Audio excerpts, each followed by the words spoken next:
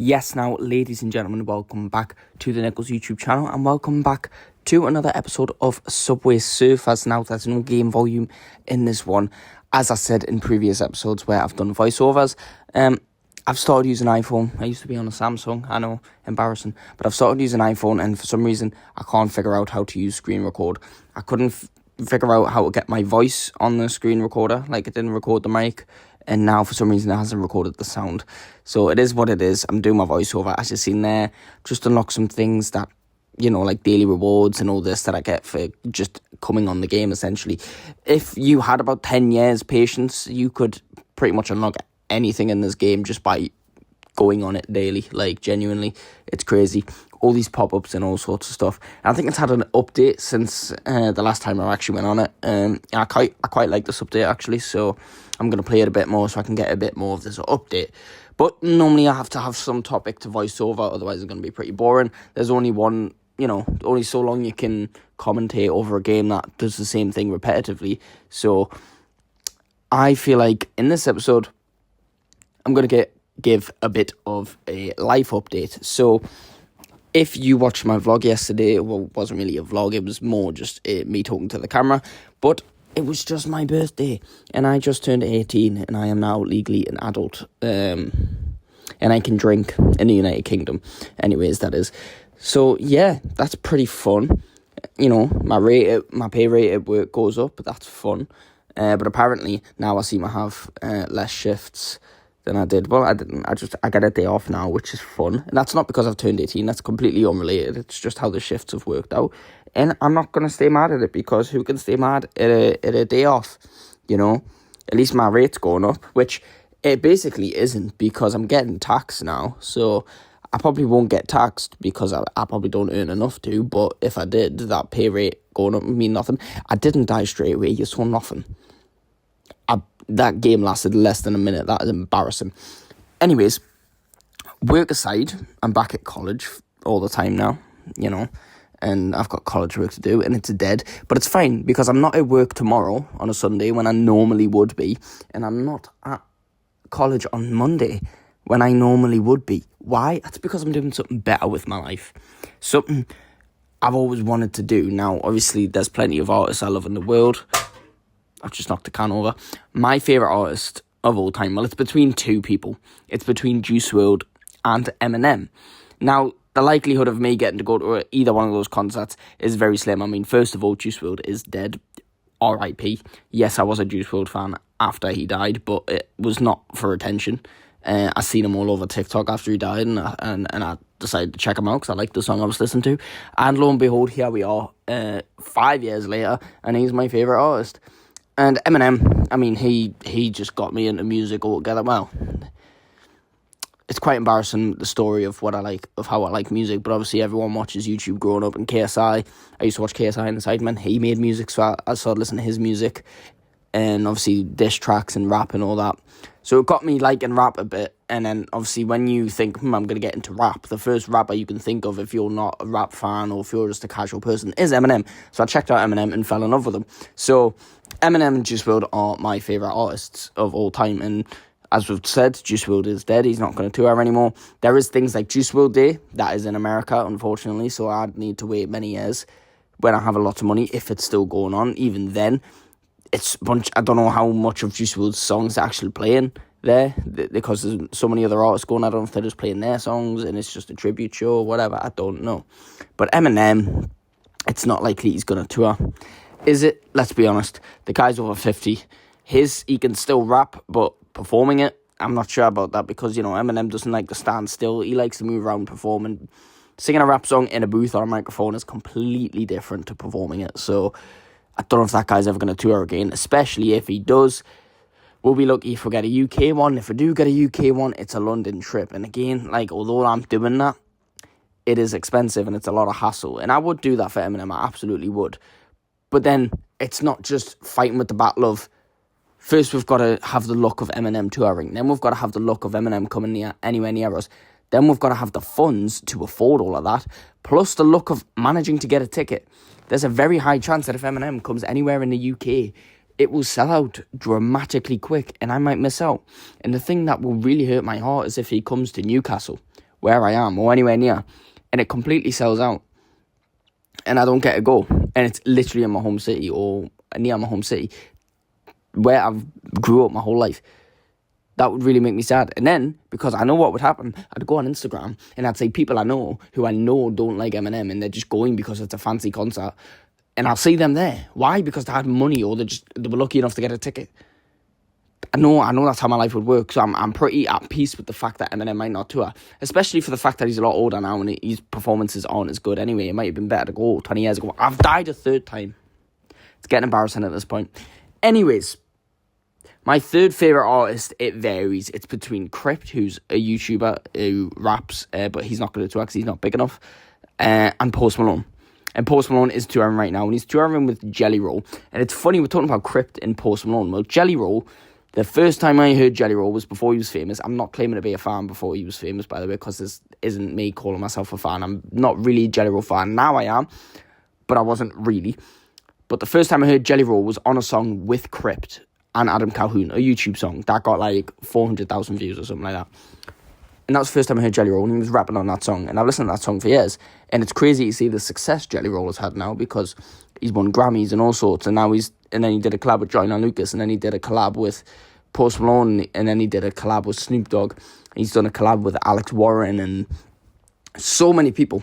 And it's actually crazy to see how quick, like, he took off. I mean, he's been in the music game for years, but it's crazy to see how quick he took off and how monumentally big he is now.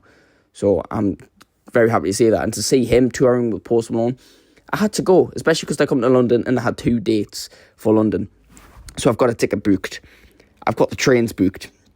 It was all going to happen on the 8th of September. And I was going to stay at my auntie's house, and I was going to leave on the 9th of September. And then what happened? The Tubes, the London Underground, decided they wanted to go on strike.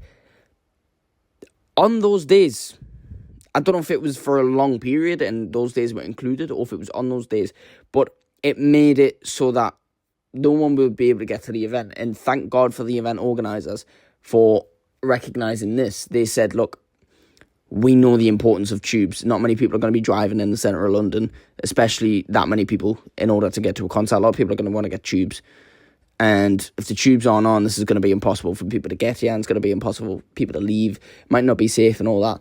So they said, you know what, we can't do it. And there was no sanction for the event.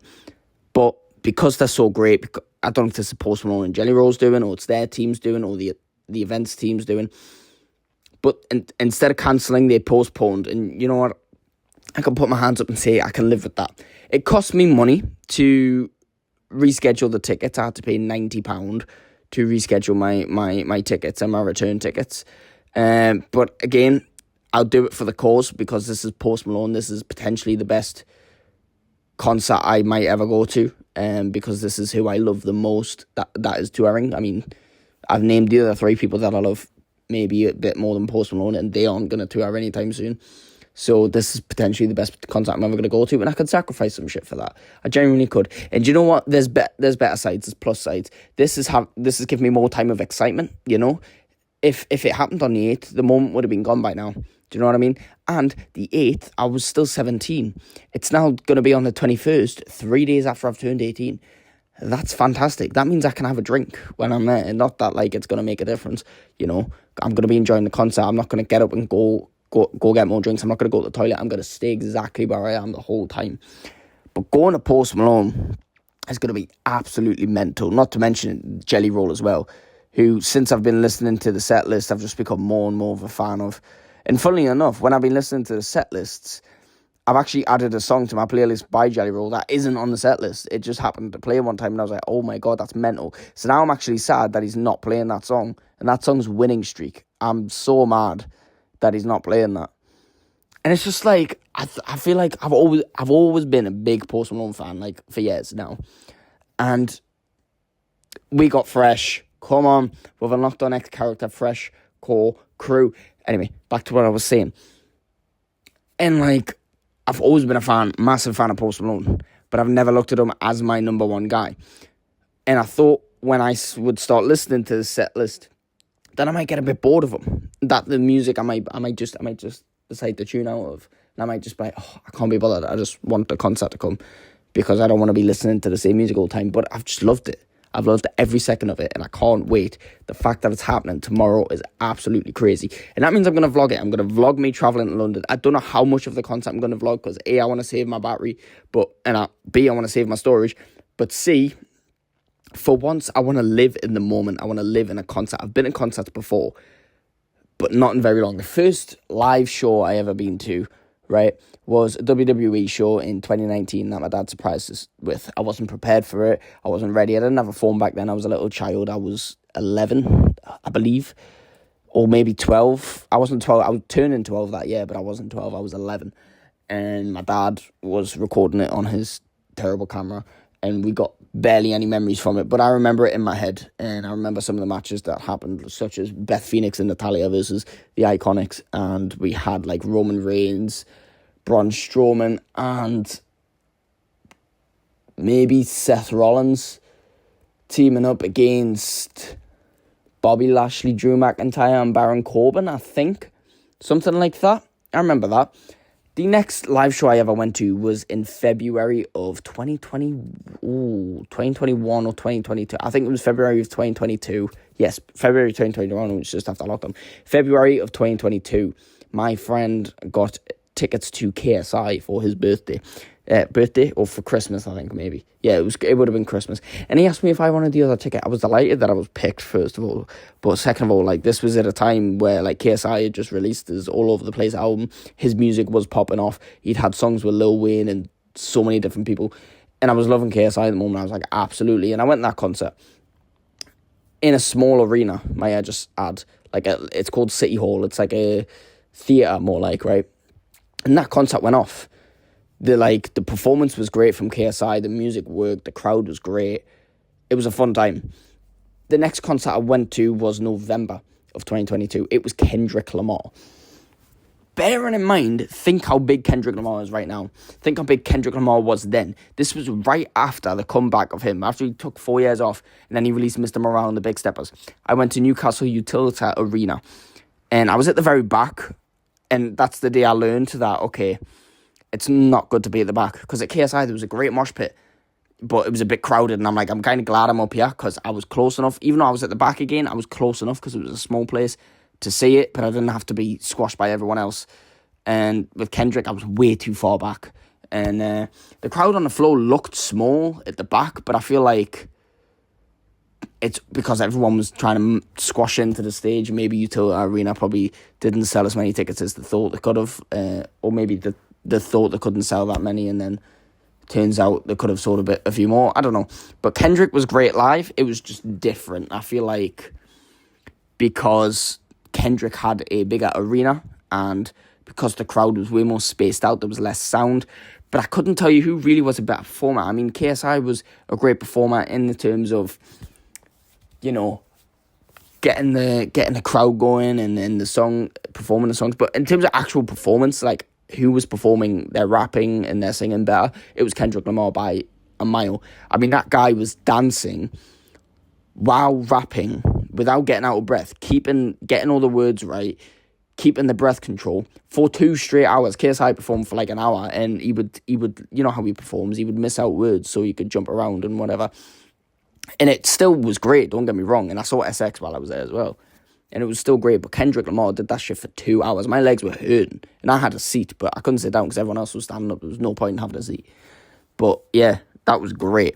So, for me, it's going to have to top those concerts, but I feel like what could top them, first of all, is the fact that I'm standing, and I don't know how close I'll be at the stage because they're standing tickets, so I'm probably going to be a bit far back. So I might not be that close to the stage, but I feel like not going on my phone as much and trying to live in the moment, I feel like that's going to help it a massive, massive lot. Plus, it's Post Malone, Jelly Roll. These guys can legit sing. Singing and rapping are 2 different things to see live. I feel like singing will always be better to see live. Listening to, it's equal, you know, it depends on what you're into. But I feel like rapping, if you're standing still, can be fantastic live. But rappers tend to jump around to the music because it's quite upbeat. I mean, it's called hip-hop, whereas singers, depending on the tempo of the song, they're not likely to dance, and Post Malone especially doesn't. I mean, he does move about quite a bit, but he's not fast-paced moving about, and he's not getting himself out of breath while doing it. And I've seen clips, so many clips, and I can't wait to be there live.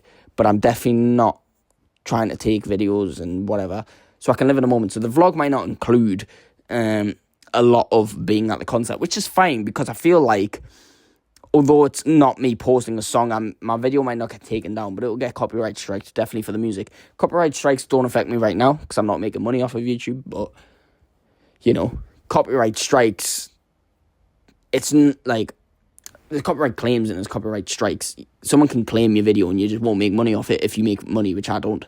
But a copyright strike, like you get 3 strikes on your channel and then it's done, gone forever. So I feel like even though I might not be earning money, I don't want to push it or push my luck, because if I start getting copyright strikes on my channel and then one day I get my channel banned, that's just not fun, because that just ruins everything I've worked for the last 3 years. So I'm not trying to do that. Plus, I'm trying to live in the moment. So I will vlog as much as I can. And I'm still trying to figure out, like, how would it work? Like, if I'm standing, first of all, if we want to get a best standing point, we need to get in early, and then we need to rush in as well.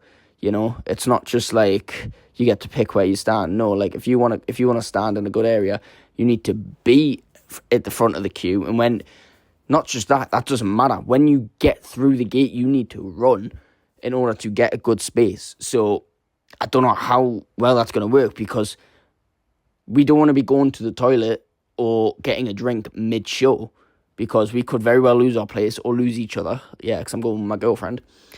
And it might just not work like that. It might also be hard to do that because of a massive crowd. I could miss something, which would be really sad. And I don't want to try go before, because if I go before and empty the tank and I get myself a drink, so I don't have to do it mid-show, what happens then if I then don't get a good spot? Do you get what I mean? So that's where I'm a bit like on the fence about it, should we say. So I don't know, but that's what's happening in my life currently. I'm sure there's probably more I could share actually about what's going on in my life. Let's talk about YouTube. I mean, the last few weeks, the last couple of weeks, I've been a bit inconsistent. But, like, if you noticed a couple of weeks ago, like, I started picking everything up, like, the TankNiplz channel, this channel, sorry, that is this channel. I started uploading on here way more. Like, I uploaded me trying to do runs, which I've given up on already, as you can tell. I uploaded the 2K series were back, GTA 5 made a return, Subway Surfers were more frequent. And then it stopped for a couple of weeks, and I'm mad at myself for stopping. I just got lazy and inconsistent. But I'm not going to make excuses for it. It is what it is. But I'm now going to tell myself, you know what, that was the last time you make excuses. You enjoyed being a kid. You enjoyed your childish ways of not sticking to things and having commitment issues. I'm now 18. I'm now an adult.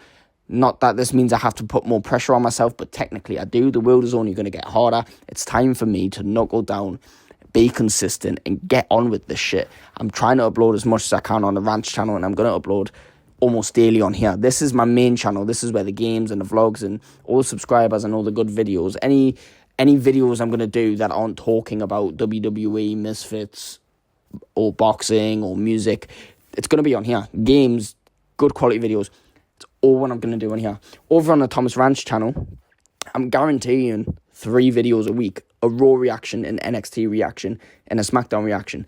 Plus, I react to all the NXT and WWE main roster PLEs, plus, and predictions. Plus, I make predictions and reactions for Misfits cards. I don't really talk about pro boxing because it's a very touchy topic to talk about. A lot of people think they know better than other people. And if you talk on pro boxing, you really have to know, especially as a viewer as well, of someone who talks about boxing, like, you genuinely have to know what you're talking about, because some people take this shit the wrong way. And if you're just saying random stuff because you think something or you want someone to win, it doesn't sound the best. And I feel like without knowing every single pro boxer, it's hard to predict and it's hard to talk about. And I don't just want to be that guy that just talks about the big fights. I know the majority of places will obviously mainly talk about the big fights and won't always get a chance to talk about the middle cards. But I'm an all-in type of person. I don't like to half-arse shit.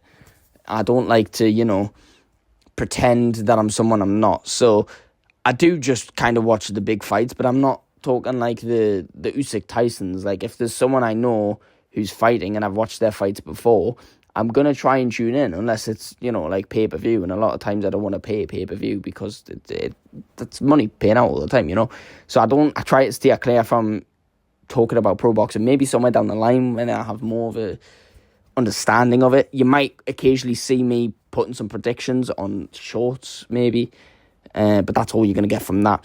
I want to make more videos on the Rants channel in the future that are unrelated to anything I'm currently doing, unrelated to reaction videos, and I'm not going to spoil it. I probably already have, but I'm going to try and not spoil it, and I'm just going to try and make it happen. A lot of the problems with me in my YouTube careers have been holding back and not taking risks, and not trying shit. I'm just going to try it, and hopefully it's going to work, and it should. And if it works, it's a consistent thing that I can do for the rest of my career. These are the 2 channels I plan to build. I do have a 3rd channel called TankNiplz, and that is where, literally, that is my gamer tag, and that's where I just upload funny or cool clips I've recorded while I was gaming in my spare time or when I was trying to record a video. They're just funny gaming moments. It's not going to have me on it. There might be a video somewhere on it where I might have my voice or something, but I'm going to try and not make it about me. I'm just going to try and make it about my funny gaming moments. I don't expect that channel to blow up. I don't expect it to get a lot of subscribers. That, for me, should be a fun, relaxing channel. That's just like a little side quest. Speaking of side quests, I'm not going to tell you what my music channel is because it's quite embarrassing, because up there is just my first song that I did when I was 14. And, I mean, looking back at it, and in the moment, I was quite impressed with it, given what we had my friend's iPhone, and that was it. I wrote the lyrics, he made the beat. That's all it was.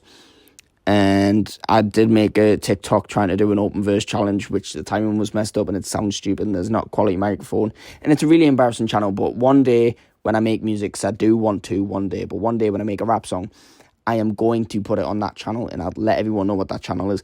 But don't get your hopes up, because it's not going to be anytime soon. As much as I really want to make music and I don't want to put it off, I want to dive into it. But it's just a hard thing to do. When I try to look how to make beats or find beats, it just seems something impossible to do. Like, there's plenty of videos out there that will explain it, but I can never find the right video. And even when I find the right video, they're jumping 3 steps ahead. They're not telling me softwares I can get. They're not telling me, like, they're saying words that I don't understand. And it seems like a very hard process that probably takes years to learn if you don't already have any previous music experience, which I don't with instruments. So maybe I just need to jump into that as well and get it started. But it's something I'm going to do somewhere down the line. So keep your eyes and ears open for it. And that will be it for this episode of Subway Surfers. It was a long one, I know, but we've unlocked a new character, which is the best thing we can achieve in this game. Thank you all so much for watching. If you've made it this far in the video, let me know in the comments below. Please like and subscribe. Tune in every time I post a video. I'm not going to say daily in case I don't stick to it, but tune in every single time I make a video. Thank you all so much for watching. Please like and subscribe, and I'll see you in the next one. Goodbye.